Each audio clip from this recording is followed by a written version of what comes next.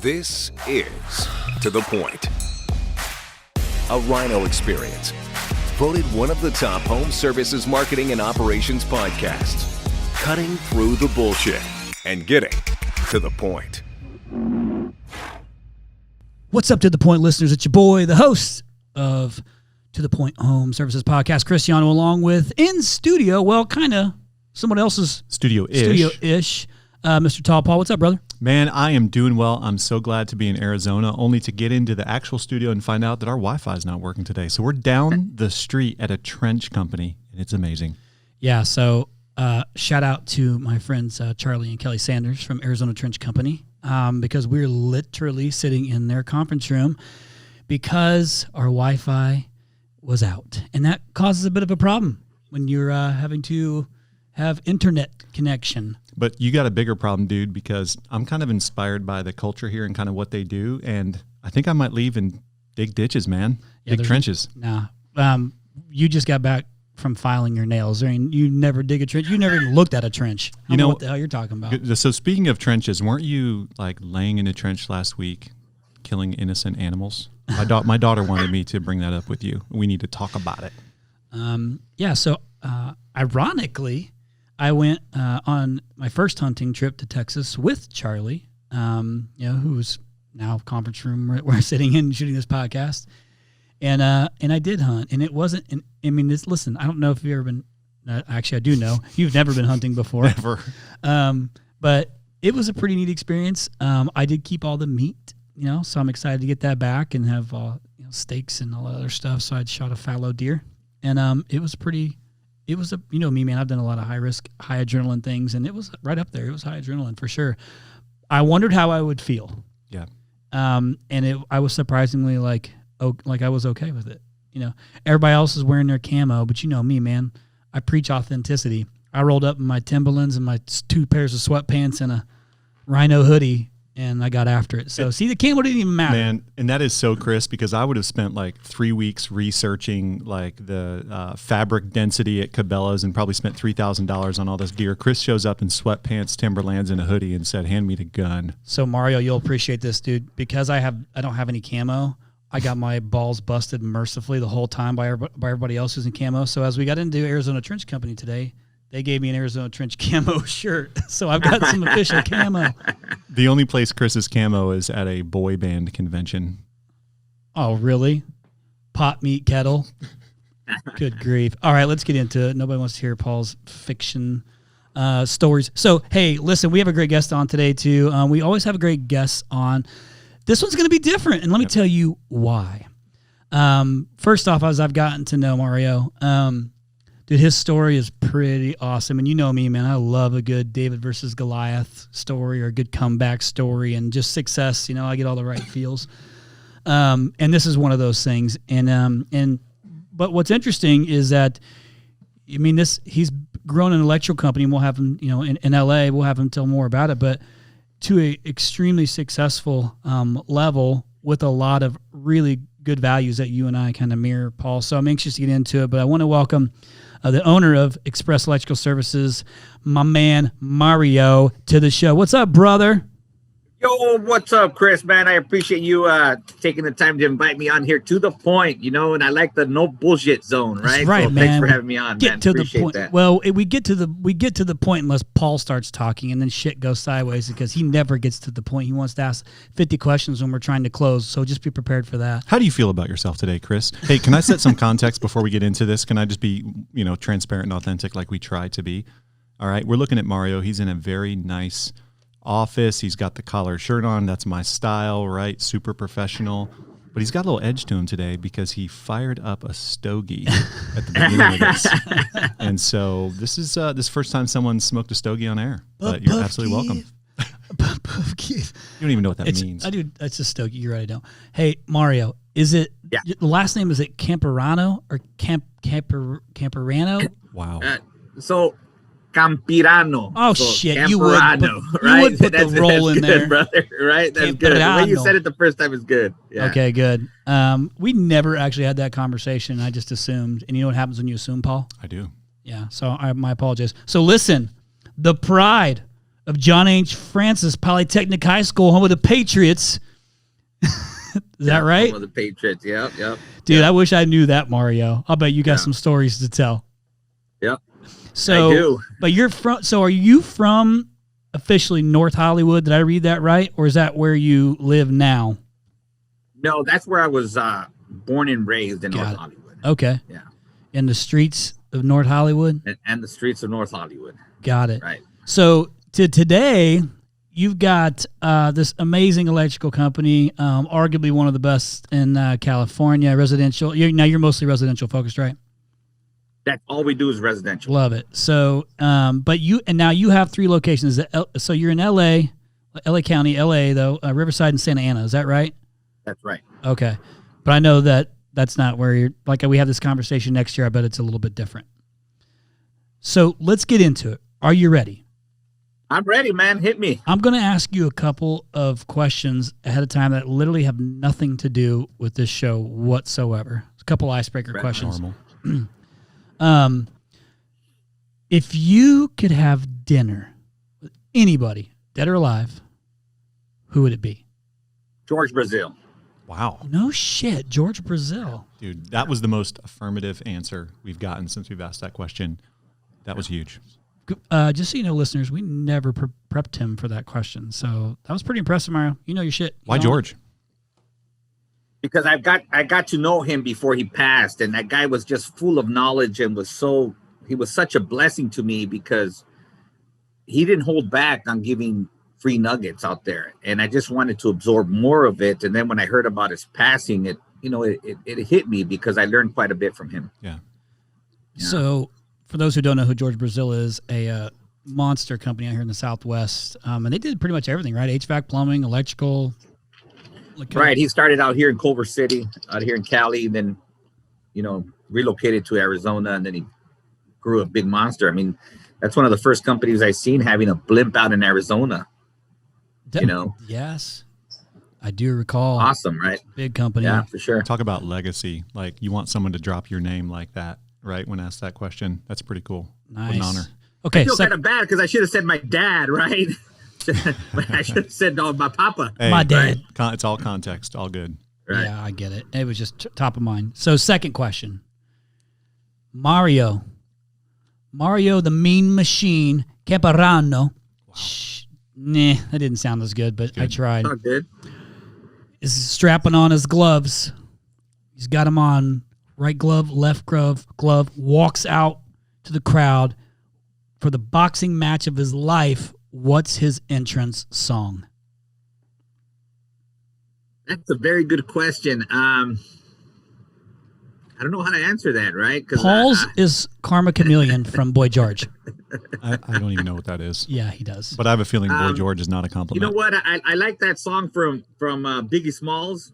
The song from Juicy. Oh, we just listened to that on the way in today. To it on the way in today. So getting our mind right. Well, I'll tell you what. That song always hits. It was me, all a dream. You better hope that your boys don't hear this because that's East Coast. Yeah, and we're talking the heart of LA. We're talking your West Side. Controversial. So I guess I don't have to ask. side. So does this mean I don't have to ask the Tupac or Biggie? You choose which one. Which one? Yeah, I'm a fan of both, man. I'm a fan of both. Old school hip hop. I love it. All right, cool. Let's get into it, man. Listen, thanks again for coming on here today. I appreciate it. Appreciate you working through our technical difficulties with the Wi-Fi situation because this is going to be a great podcast, listeners. For those who don't know, I'm also the owner and CEO of a company called Rhino Strategic Solutions, which is a digital marketing company for the trade since 2008. So I'm like an OG, Mario. Oh, look at him on this with the stogie. Oh, my goodness. In the trades. And Tall Paul, is our VP of sales for a few more days. Yeah, and then I'm a trench digger, and now apparently. Now he's going into trench digging. He's going to get some calluses.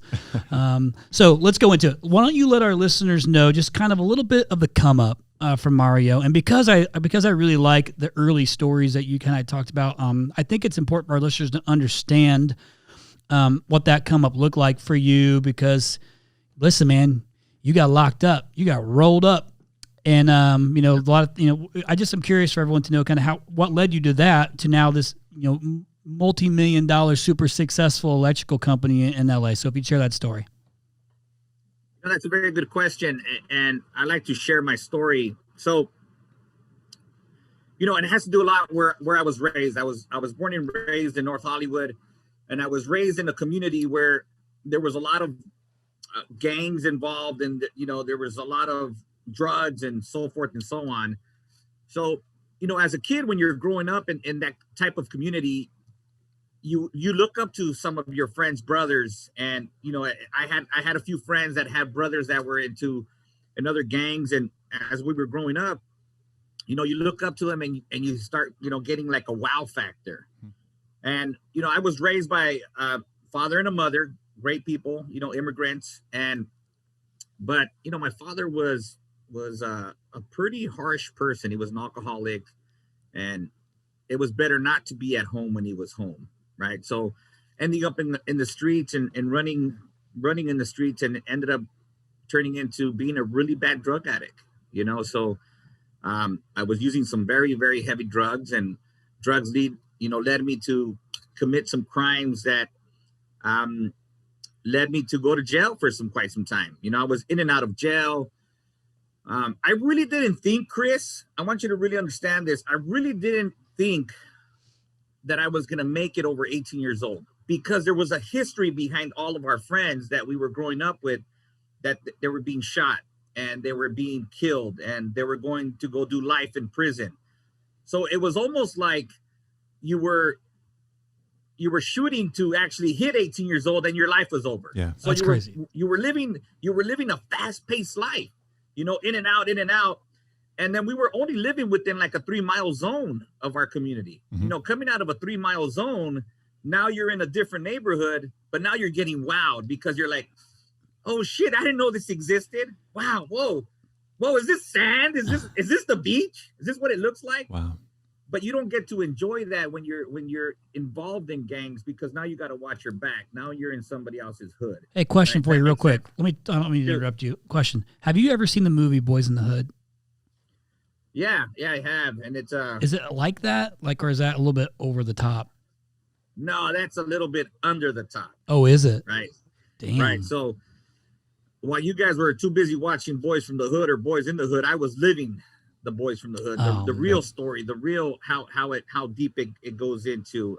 Yes, they touch on the life of a gang member, the life of a gangster. They do touch on it, but there's caps in your life of how deep you want to get involved in gangs. And I got involved to the point where I can't say I regret some of the things that I did. I can only tell you that I learned a lot from it. Sure. And it hurts my heart. Yeah. Right. But I have forgiven myself. Right. I have forgiven myself. And Gotta I do only that. serve one man, and that's God. I only fear him.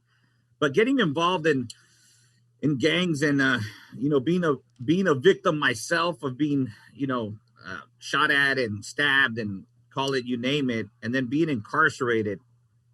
When I ended up doing a prison term stretch, that's when I realized who my friends were. Yep. Because at the end of the day, the only letters that I received was from my mom. Got it. Wow. How long were you rolled up, Mario?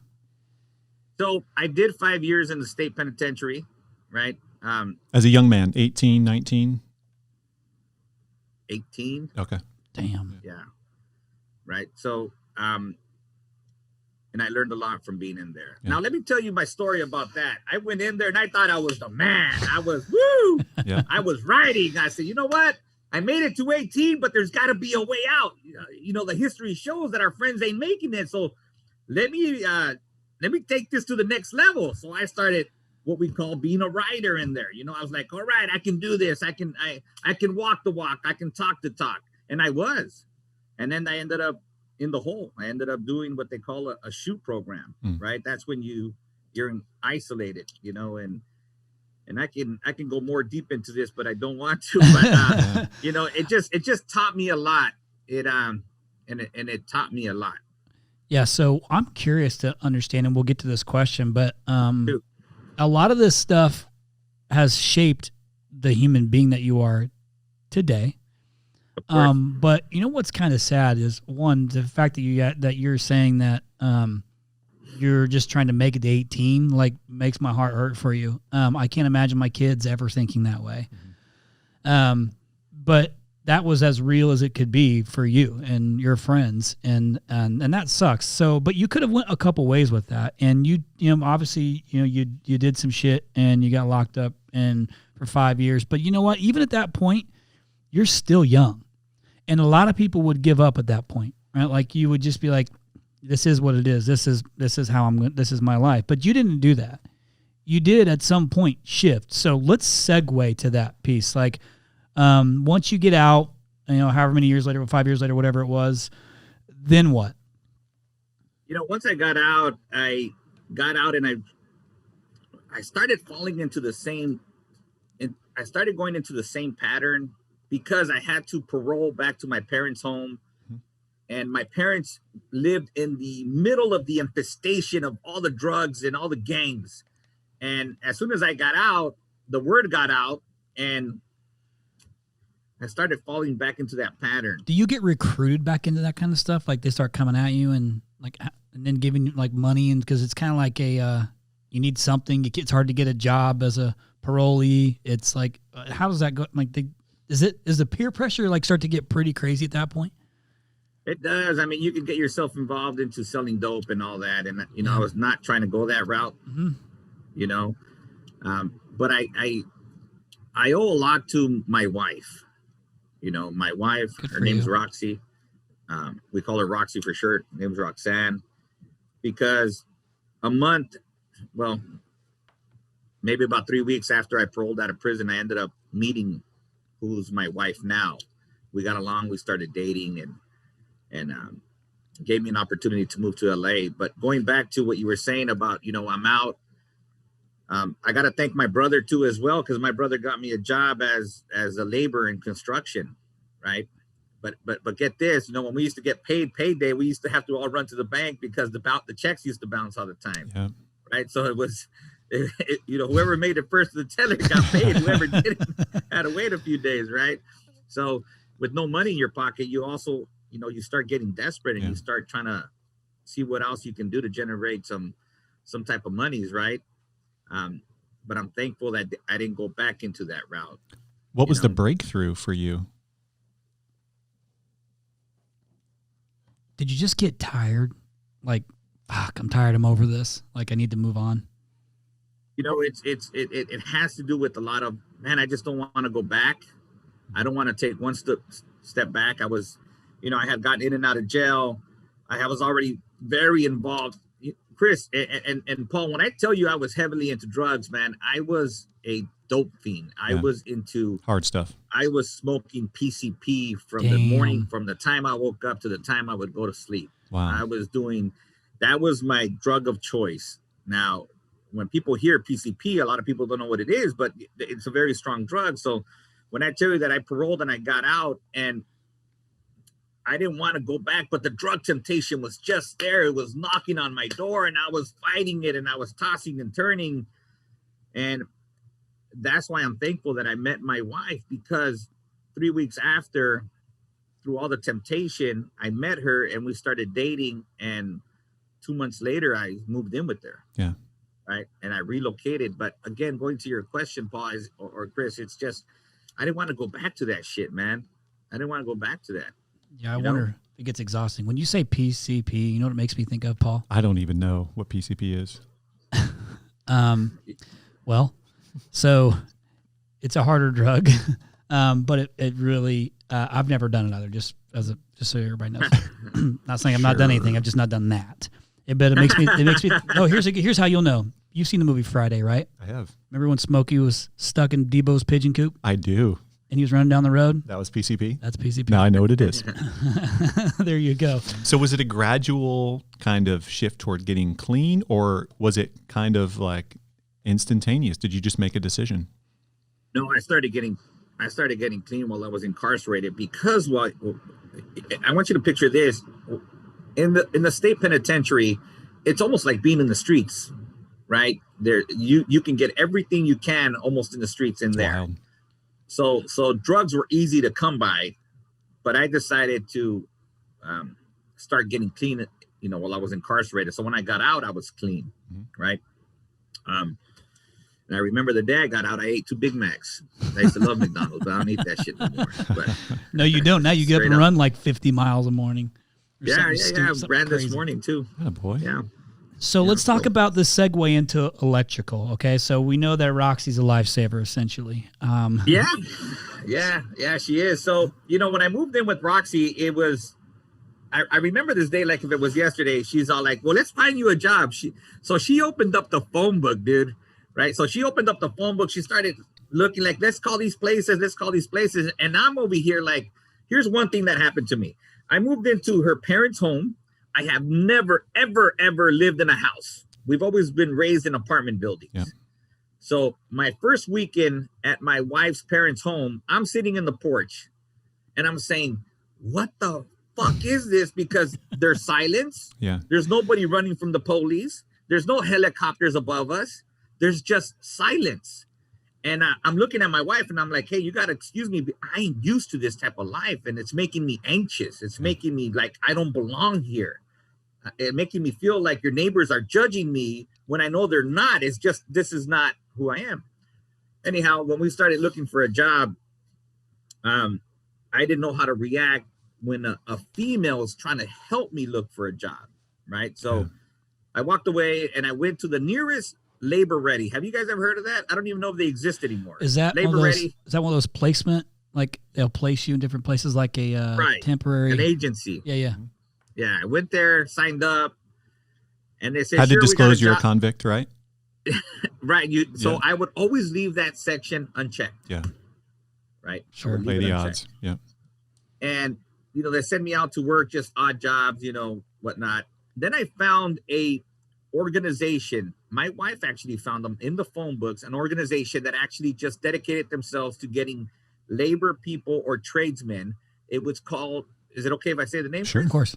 Yeah. So out here in LA, it used to be called Contractors Labor Pool, and they had an acronym CLP. So I went out there, I signed up for it, and first day they called me, and they said, hey, we got a project from you down the street from your house. Went to it, and it was at the park, and here is 5 electricians, and they said, hey, are you Mario? I said, I sure am. They said, hey, we need you to dig a trench. And I'm like, all right, cool, let's do it. Shit, I can do that shit all day long. Look at you. Wow. Paul, I love you're it. gonna fit in on I this just one, love brother. the universe. I love being a part of it. This is amazing. A trench, and we're sitting in a Right. trench company. So I dug about 1,000-foot trench in about a couple weeks by myself. Matter of fact, I earned the nickname from my peers. They called me the Mexican Trencher. That's what they called me. The electricians that I was working with, there was not a single Mexican there. They were all white, right?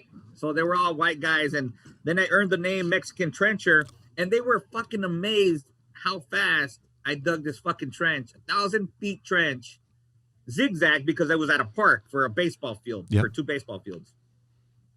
And I earned the name after 3 days. Hey, here comes the Mexican Trencher. Hey, I need a trench here. Fucking just trench it along. That's what I did. I'm a trencher. Yeah. But I gained their respect. Yes, I got offended by some of the names they were calling me, but I had to realize that at that time that I had a family. My wife wasn't pregnant just yet, but I understood that I needed to contribute to the income of the household of where I was living at. So, Right? So what was it like when you had their respect for something that was honorable? Right.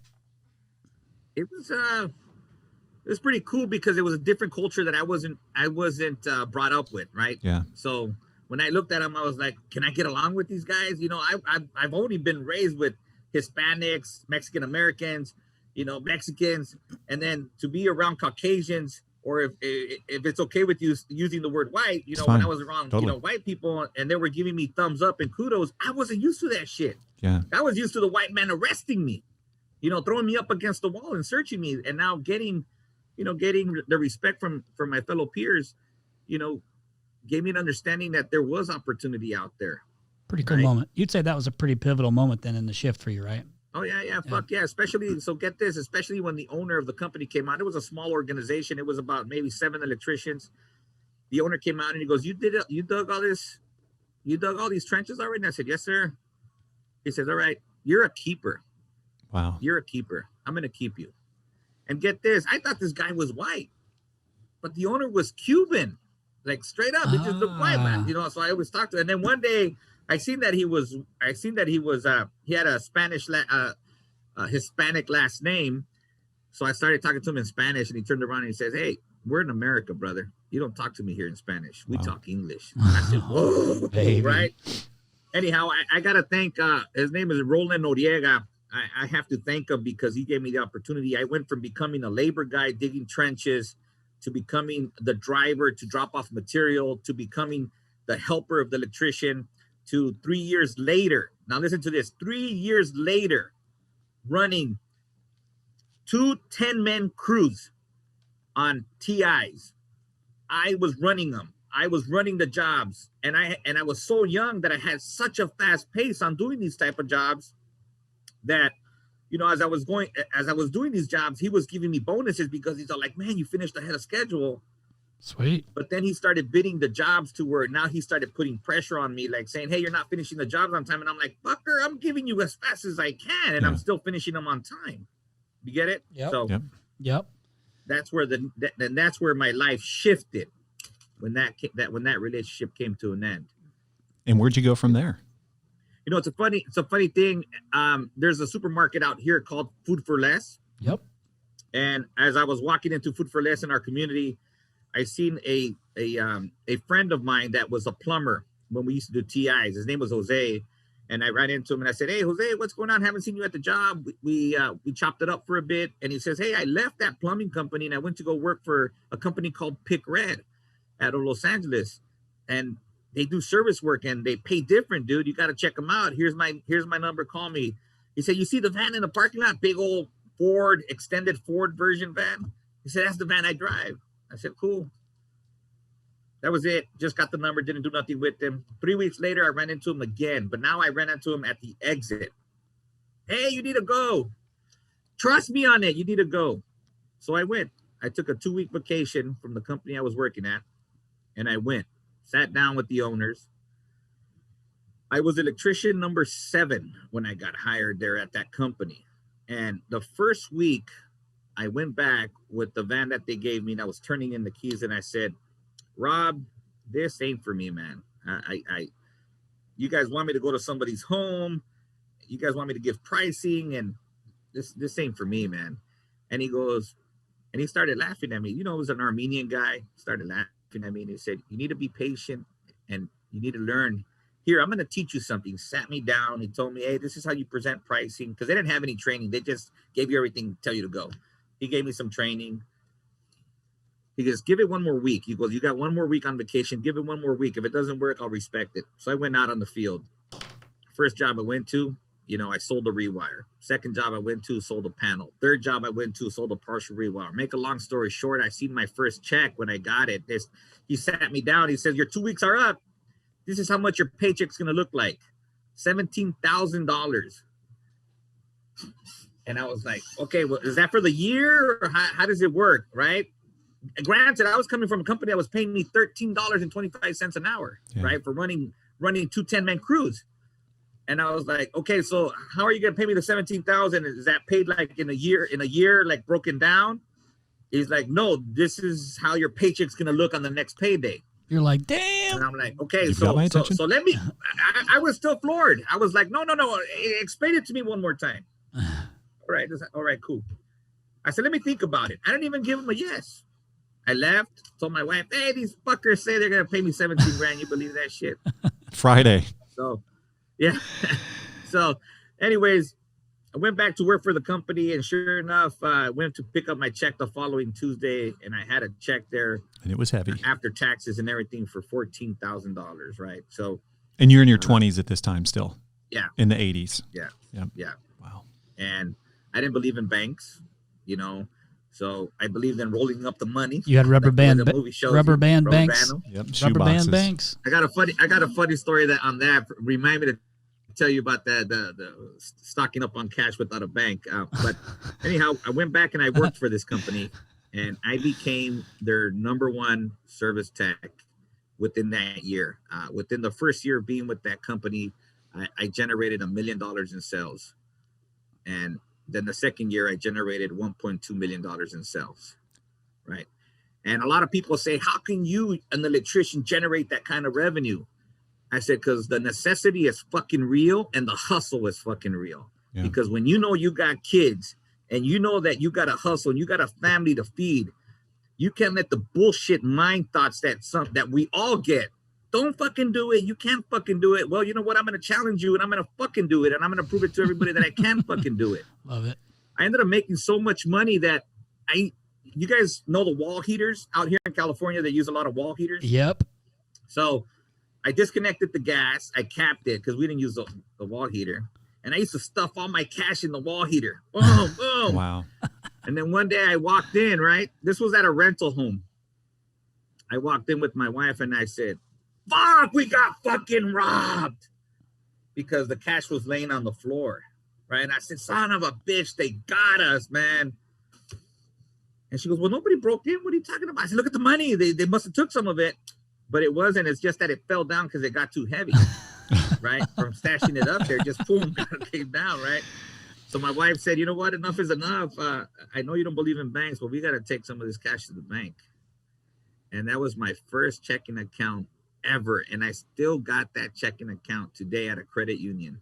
Nice. So you were how old when that happened? 28 years old. 28 years old? Yeah. I want to lean into that a little bit more because what you talked about it was poetic in nature about like having the hustle and the grit and, you know, doing what you need to do to support your family, but you have to do it the right way, right?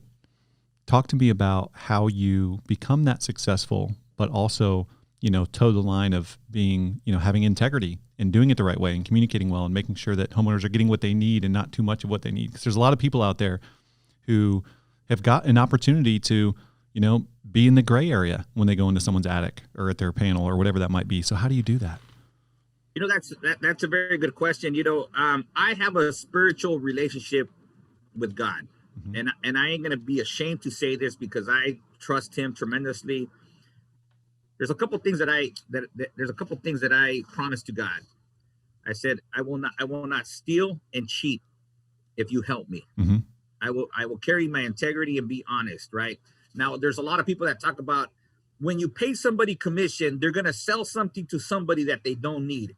Well, I call bullshit on that. If you train your people the right way and they carry their integrity high and they're honest about it, there is always something wrong in somebody's home that needs to be brought to their attention. Because I have a saying here in the company. Mm-hmm. I say, we share with our customers on what they need, what they don't know they need. Yeah. Because the customer's calling us not knowing what needs to be repaired. Once we do the evaluation in somebody's home, then we're going to educate them. We're going to educate them on what they need, what they don't know they need. Sure. It's just like when you take your car to a mechanic. Sure. You're going to get an oil change, but they're telling you, hey, you got to flush your radiator, you got to flush your brake fluid. You don't know that, right. But they're educating you that you do. Right. Right. So again, hopefully that answers your question. Does. But you know, I start getting on fire when I start talking about this, and I don't know if you can see that. I can. Oh yeah. There's smoke in the background. What I do. Oh, that's the stogie. I love what I do. I love how I train my techs, and I can get more into that shortly. But we can. I don't want to go out of what we're talking about. No, you're fine, Chris. Can I take this next section? Sure. All right. So I want you. So you're doing so well, right? You're hiding money in your house. How did you transition to opening your own company? Well, let me share with you what happened here. So this mega company that I joined got themselves in trouble, and Channel 7 and Channel 4 ran in. Oh boy. Right. They're never good in any market. Right. So as they were running in, I was running out. I was like, what the hell is going on here? I called the manager and I said, hey, what's going on? Keep in mind, I was electrician number 7. I was technician of the whole company, like technician number 20. Mm-hmm. By the time I left the company, which now forwarding back up to the ending of 1998, they were at 250 techs. Right. So I left the company because they started getting bad publicity and I didn't want to be part of that. Sure. So I went to go work for another service company named Express Electrical Services. And that's the company that I acquired today, right? I ended up acquiring that company, right? So but I also got fired from that company. Before or after? Wait, Right. wait a second. Right. Go ahead. You guys are digging it. You guys are digging into my damn brain, bro. No, You I guys are love making up this. some shit. Wait, I hope. I know. Okay. I know where you're going. You hope that they fired him and he went back in and bought him. Please, podcast gods, take us there. So here, let me go into this real quick. I became $1 million service tech at the company Express Electrical Services. My head got really high. I became a fucking diva, and I hate that shit. But it's reality who I became. And the owner of Express Electrical Services called me into his office. I walked in, and he says, "We need to talk." Russian guy, who's a Russian, rest his soul, Ilya, called me in his office, and I sat down. I said, "What's up?" And every word that came out of his mouth was "motherfucker," "fuck this," "fuck that." And he goes, "Here's your last check." And I said, "What?" I said, "You can't afford to fire me. I'm the one that's generating most of all your fucking revenue, bro." And he says, "You're $1 million fucking headache." Ooh. He says, "I was in business before you came to my office, and I'll still be in business tomorrow." Right? I ended up acquiring that company in 2013, bro. Unreal. Right? So many years later, fast forwarding, that's what led me into also starting my own organization, and keep in mind that I was getting also other opportunities at other service companies. But when my background record would come back, I'd get fired. Yep. And it's just that opportunity, you would fire, I'd get fired, I get fired. Some of them would ignore it. But then they would use that excuse saying, "Hey, we have to let you go because your background came back." Yeah. And so get this, when I got fired from Express Electrical Services because of my attitude, I said, I can do this shit on my own. So I kept myself busy 2-3 weeks with a couple friends here and there, and then nothing. I didn't know about fucking marketing. What the fuck is that? Mm-hmm. Right? And everywhere I was trying to go apply, and I don't want to name these Sure, of course these not. big organizations that are still out there here in LA. I was doing ride-alongs, and I was selling for them, and then my record would come back and say, "Hey, we can't use you because of your record." And it was so many fucking no's, bro. So many no's. It was fucking incredible. But anyhow, I begged for my job back. I went back humbled to the owner, and I said, "I respect you. I understand what you're telling me. I understand where my weakness is at. And I give you my word that I will be a better man if you give me a second opportunity." Solid. And he said, "I'm going to give you the second opportunity." So then I started becoming I started focusing on myself spiritually, mentally, biting my tongue. And through that transition, I told him that I was going to go on my own. And now we're fast forwarding into 2002. And that's when I decided to go out on my own and push for it. But also keep in mind that I decided to go on my own because I was getting a lot of no's everywhere. Mm-hmm. I didn't like the company where I was working for, his culture, but I respected him because he gave me a second opportunity. You know what that means when somebody actually believes in you and gives you a second opportunity? Yeah. Like, you really need to be in that position where somebody's actually believing in you, right? So Here we are, fast forward, and now I'm starting my business. And I started my business, and it was called Try Me Electric. Now, Try me? Try me. Check it out. I'm going to show you a Polaroid, bro.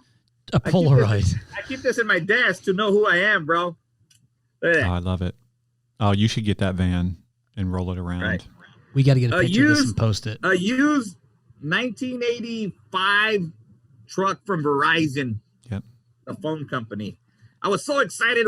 Went to go buy it at the auction.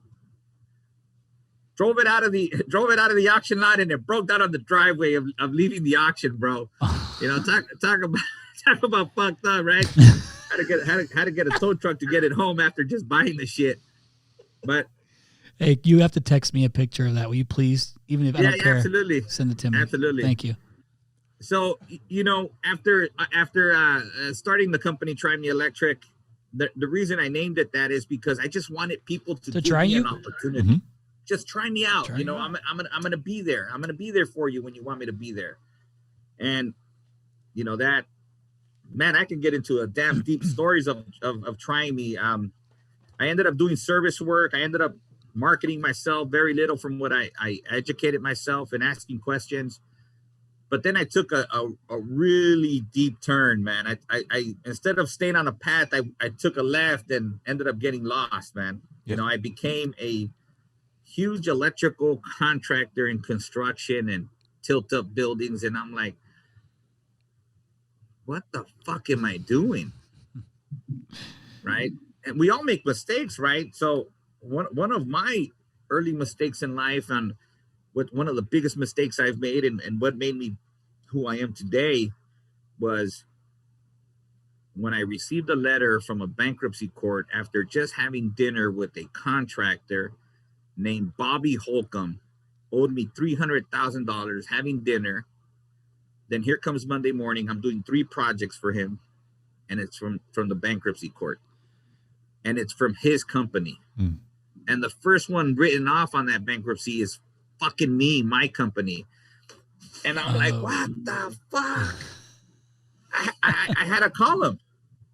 You know, I had to call him, and I'm like, hey, Bobby, what's up, dude? What's going on, man? And did you have to? So I can only imagine the panic that sets in, because that's a decent chunk of change he owes, and also probably a little bit of it's got to hurt a little bit too that you were the first one written off of that thing, and you just had dinner. But those are actually, I know that is probably, obviously, like, you got passionate about when you're talking about it, but those things also now shifted you to kind of this residential focus, I'm assuming, right? That's where this is going to go. That's where I did the shift. Yeah, I figured. You know what he told me, Chris? You know what he told me? What's that? He took my call. Said, Bobby, we just had dinner, man. What the hell's going on? Hey, Mario, we're still friends. Don't take it personal. It's just business, bro. You know what I wanted to do, though, right? I wanted to go wring his neck. You know, so you wanted to go. I remember pacing back and forth that night in my room, and I didn't have the nerve to tell my wife that we were about to go under. Oh man. Ooh.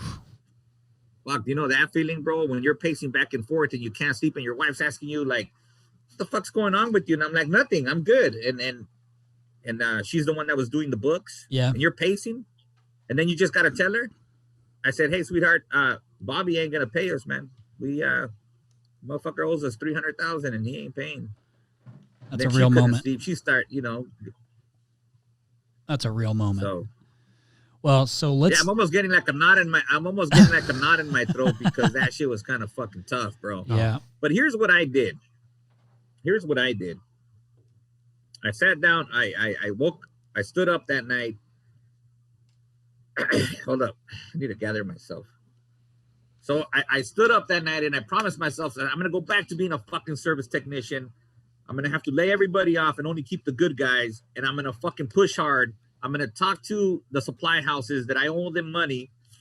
And I'm just going to have to pay the interest on credit cards that I owe. And to the grace of God, I didn't have to file bankruptcy, man. Good. You know, I went back to being a service tech.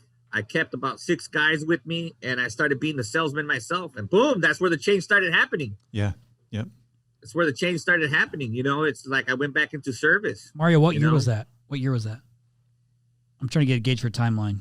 2011. 11. Got it. Okay. So now you've kind of got this.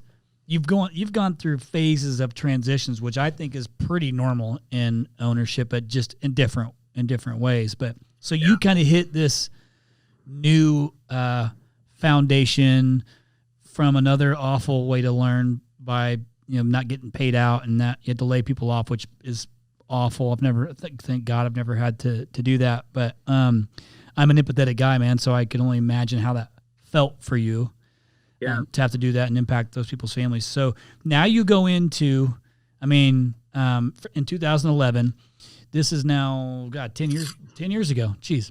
Yeah. So I'm anxious to hear about this back half, because this is where you probably really hit a major stride, I'm guessing. I started, looking out there.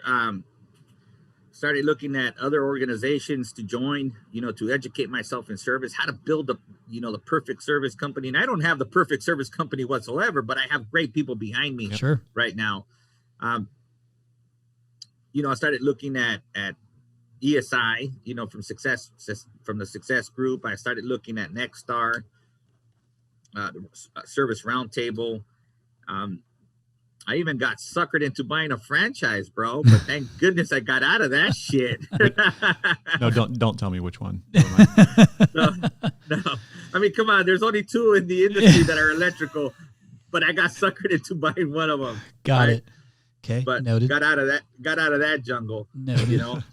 Noted. So what is ESI? What's ESI? Electrician Success International. So let's talk about. Can I talk about that for a second? I don't know who they are, but what are some of these like key partnerships like that? Because if you, I don't know if you became a member of it or any of the other organizations, but was there one or a few that kind of helped guide you that you can lean on for resources and things like that along the way? There is, and if it's all right to say this, sure. But I got to thank a lot of my success on molding me and structuring me correctly to Nexstar. Okay. Right. A lot of people do. Yeah. So to my coaches from Nexstar, if they ever get to hear this, a shout out to Jim Hamilton, great guy, molded me and educated me. And, when I joined Nexstar, I was only doing $400,000 a year. Right. So in service. So it's been a blessing, and they taught me quite a bit. And you're at where now? Well, we want to get out of the $10 million zone. Is what we want to get out. Gotcha. Right? And strictly, I only do electrical. For your audience, I don't do no plumbing. I don't do no HVAC. I am strictly an electrical service company for residential service work only. Right? It's all we push. Right? It's all we do. It takes a little discipline to stay in the lane, but you've learned that. Shit, I learned that the fucking hard way. Let me tell you, bro. I want to lean into something you talked about, and this is kind of off script, but you talked about, one of your big breakthroughs was someone giving you a second chance, right? How does that inform how you treat people now, how you hire people, and how you've grown your business? A very good question. We actually have an in-house drug rehab program because we believe in second chances. We've had people that were addicted to methamphetamine, and because of the program, they became clean.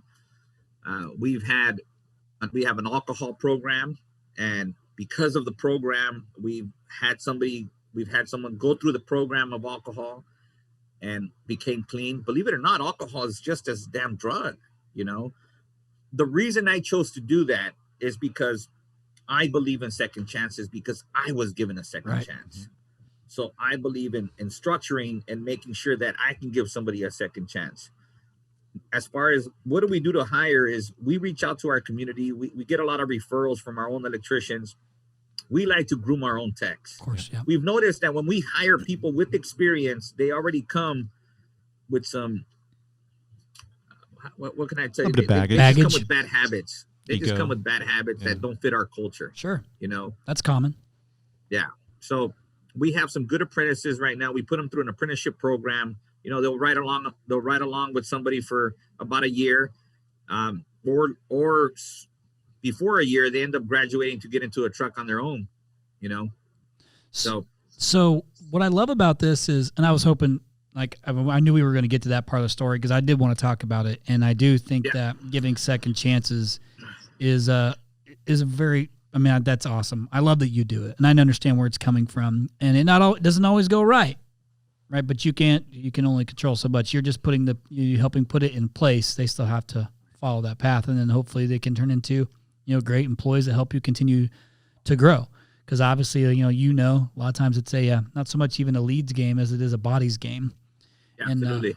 So I want to segue into that unless you have anything else, TP. No, go right ahead. So let's talk about this for our electricians listening to it of all shapes and sizes.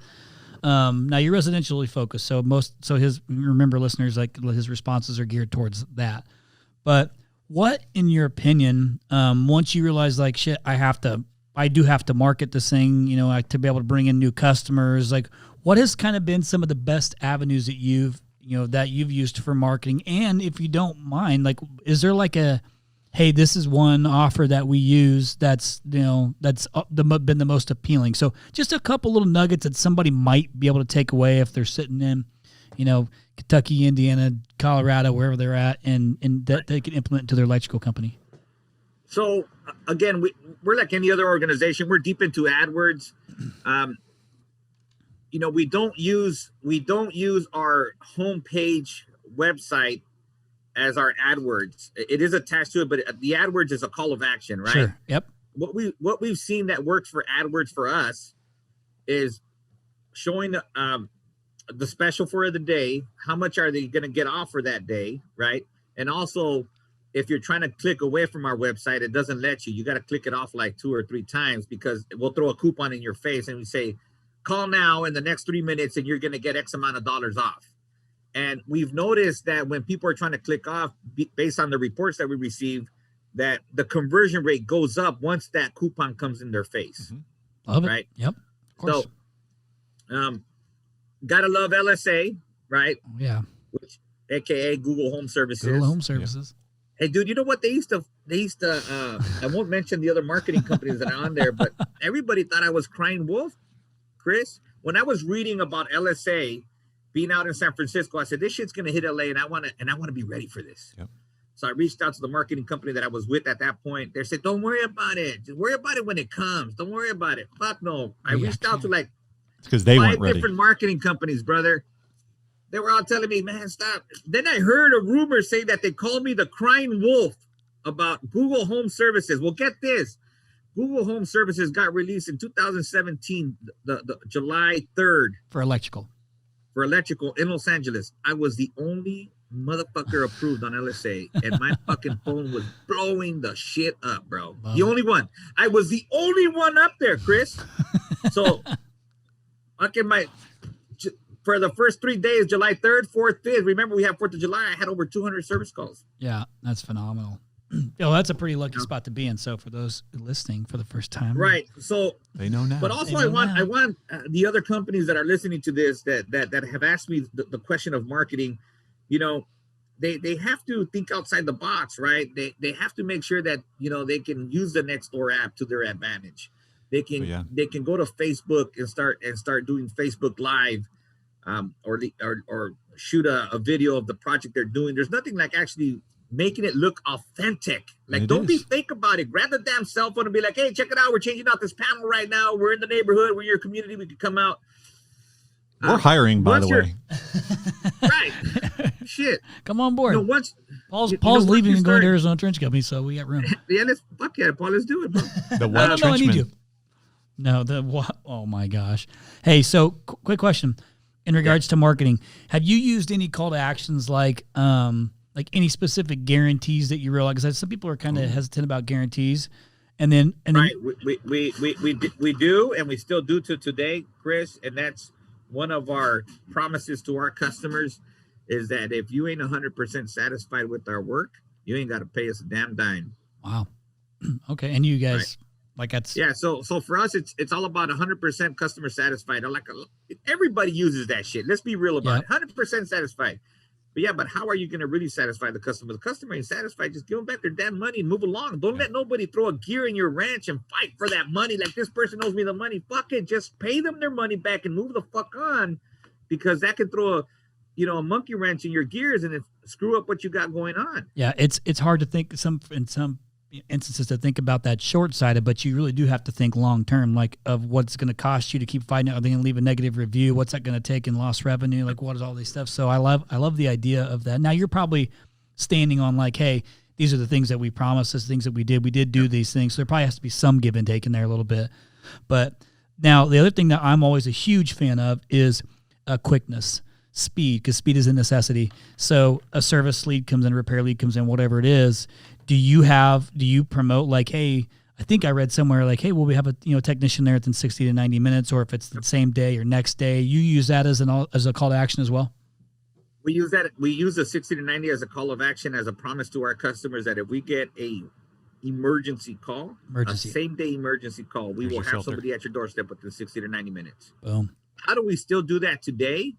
It's just making sure that you have great dispatchers and they understand your culture and they understand that that's priority. And you gotta do it, because You otherwise gotta fucking do it, you're gonna period. catch it. And you got to really define what an emergency is. Listen, I've had customers that call us out on the 60 to 90 minutes that we are there at the 91-minute mark. And they'll send us a picture of the stopwatch that they use. Oh, man. Oh, your guy pulled up in 91 minutes. And I'm already saying, all right. So, before I used to be a little bit angry about it. Now I know how. I'm not the one that talks to my customers anymore. I got people that do that. Of course, right. But I've trained them well enough to where let's give them something for free because that's all they want. Mhm. And let's never have the mentality that that's not our customer. Let's have the mentality that everybody's our customer, right? Let's just see if they're going to choose to do business with us, period. Yep. Right? So one of the things that I've taught my managers what to say is I say, we know that we're a right fit for you. You just got to make sure that we're the right fit for you. You got to make sure that we're the ones for you, right? Yep. So a lot of times the customers will fire themselves from us. I'm curious. One, thanks for sharing that. I feel like if you can actually pull off speed of service, it's a win. It's a winner. If you can get to somebody quickly, because it is a necessity. Anytime you can have a guarantee in place, but that guarantee is actually somewhat outlined, so it's not so cliche, like cookie cutter, everybody throws it out there. I think those things are helpful. But, you have to also have, it is the dance. Like if you got there 91 minutes, what does that mean? Like, there's that dance you have to have. But I think that if you come in, and y'all can correct me if I'm wrong, but I feel like this is pretty straightforward. If you come to it genuinely caring about that customer and what they need in the service, I think a lot of this stuff can also be overcome. There's going to be a few assholes, that are just like, or, they're just trying to get one on you. But I think most say, okay, these guys genuinely care. They're trying to take care of me, and they can overlook simple things. Anything, even if you make a mistake, because we all make them. Like you can't say you don't make mistakes. Not everybody gets it right 100% of the time. So what I'm interested to know is, especially in LA, Chris, especially in LA, no doubt, bro. man. Yep. No doubt. Well, and you've got, there's a lot of, like I said, it's arguably one of the hardest markets in the United States of America. But now here's what I want to know. I want to segue because I think we're about 55 minutes in, somewhere around there, maybe even close to an hour. Get already, huh? Is I want to know, you've accomplished this great, this great residential electrical company, a very reputable electrical company with obviously tons of crazy experience on the way to becoming that. The culture of the company is great. It's a culture of caring. It's a culture of second chances, and it's a culture of great customer service. But you're doing all the right things. Does it feel now like you are in this really good spot to take this thing to yet another level? So I segue into what's next? What's next for Mario? Chris, that's a very good question. So the next step is to grow this. We do have a growth plan in place for this year to grow by 25%. Fuck yeah, being with Chris, Let's go. We are planning to grow this year. But personally, what's next for me is, and let me touch on this for a bit, Chris. Yep. Me and my wife have been such great, cheerful givers because we come from nothing. So we are into giving back to our community, feeding the homeless, clothing the homeless. And I don't like to use that word homeless. It's just, helping others. Last year, we were able to take somebody out of foreclosure that we don't even know who they are. But we did it out of the kindness of our heart and helping other people in need. See, one thing that people fail to understand is that we're all fucking human. Yep. And some of us might just need a little bit helping hand, right? That's all we need, right? So yep. What's next for me is to be more of a cheerful giver and go out there and try to educate people, try to help them get out of the streets, try to get them out of the drug life. Anytime I get a chance to talk to a young kid that's, going down the wrong path, it's good. Or anytime that I get to have a conversation with an adult that's having problems, listen, the easiest thing that we can do as human beings is fucking complain. Yep. And complaining ain't gonna get us fucking nowhere. Right. Quote that. Quote. You know, so I like to motivate and help everybody. And you know, one of the things I love to do is teach. I guess I was given a gift to teach, and I still love to teach. And I teach my techs, I teach my staff, and we get into this big old zone of the culture and the customer's right, and the customer's right. No matter how you twist it, the customer's always going to be right because they're the ones that pay our bills. Yep. So You know, so one, that's awesome. I love the philanthropic side of what you do. I mean, we talked a little bit about that ahead of time. And this morning, that's what we were talking about on the way to work. Well, it was. We're obviously, one of our core values at Rhino is giving back. We do it every month. We have a service day. We all shut down the office on a Friday. So if you try to reach out to us on Friday afternoon, Mario, you're going to have to text me Just this Friday. because we're all going to be out Chris, serving where you somewhere. at, bro? I need to talk to you. You can always get a hold of us too. I'll be like, Paul, I need you right Paul, now. We got you. Oh, I need you. But I love that about you. I think it's great, and I think that it's super genuine, and you give without expectation, which can be difficult to do because you want to give and hope to get something in return. It could be a feeling good, it could be a whatever. Giving without expectation is difficult, but I love that about you. So, what's next for Express Electrical Service? Like, we have a What's next goal for you're trying to hit Express this Electrical? year. There's a goal that we want to hit this year. We want to hit 12 million this year. That's our goal. Perfect. And you know, January started off a little rough, not because we were lacking service calls. We dodged COVID in 2020, but that shit hit us like a fucking storm in 2021. Closing in. Right? So I have probably about half of my techs out right now with COVID. Got it. You know, so it started off a little rough, but we love a challenge and we got to push for success. That's right. Right. So how do we do that? We do that by motivating the techs that we have. A lot of our revenue that we've grown has been organically with the same techs, right? We meet with the techs, we give them a goal, and we tell them, listen, this is just a numbers game. That's all it is. I don't want you to focus in it like it's money, because if you just focus like if it's money, it's going to mentally fuck with you. Right. Just focus it as just a number, right? So what's next for Express is to be recognized as the #1 electrical service company in the LA market. There's one other company that I won't mention on here, but there's no other other company in the LA market that's as big as myself and one other company that's out here. You got to make sure you tell me so that way we can go. We can I'll tell you who it is offline. I'll tell you. Of course, that's fine. Battlefield. Yeah, I love a good competition. Yeah, so you know, our next step is again to I don't want to expand our service area as we're already serving about a 65-mile radius. Right. But we're kicking ass, man. We are one of the companies with the most reviews on Google. I'm sure you probably looked that up already. Yeah. Don't look us up on Yelp, because Yelp's the devil, brother. I don't know, man. Trying everything. We're trying everything. Paul, like, if you're a Yelper, Paul, don't even talk to me. I'm not a Yelper, but man, he is a Yelper. You got to own that for sure. Yeah. So get this. We have a challenge that we set up this year for the company. And we sat down with all of our techs, and the techs that were quarantined are on Zoom. We got as many of our field techs and all our staff on a Zoom.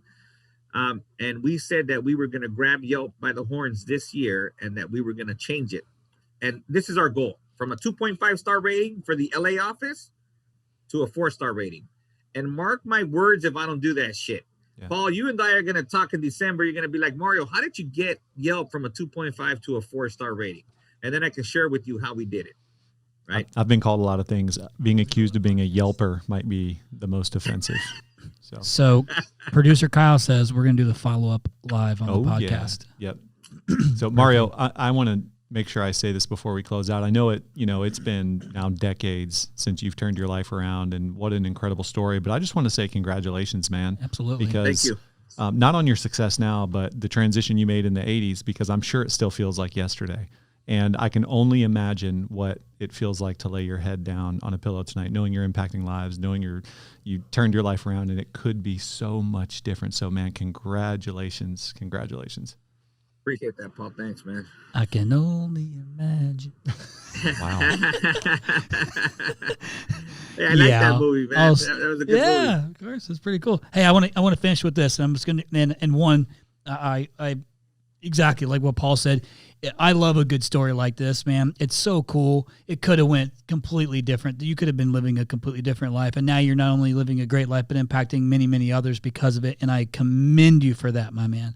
It makes us excited to to partner with you guys going into this year. It is actually the empathetic side of me is like, when I see you get choked up, it chokes me up. It's no secret. Yeah. Like my eyes, we're criers. So, but man, I'm excited to see what this year means for you. 2020 was actually an exceptional year for the electrical industry. We have many electrical customers across the United States, America, Canada, and it was a great year. I think this year is going to be more of the same. Right. So I'm really excited for it. But I want to leave our listeners with just one more quick thing, and I want this to be off the top of your head, because let's think about it. Some of those guys might be you, and it was just you, like they're just getting started, that are techs that just kind of a dream. That's right.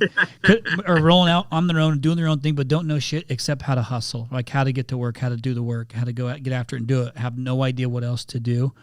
From your opinion today, knowing what you know today, what are the top, say, 3 to 5 best jobs these guys should be looking to get? So like, hey, if I had to get 3 to 4 to 5 different types of leads, I'd want them to be this because they're the best for your business.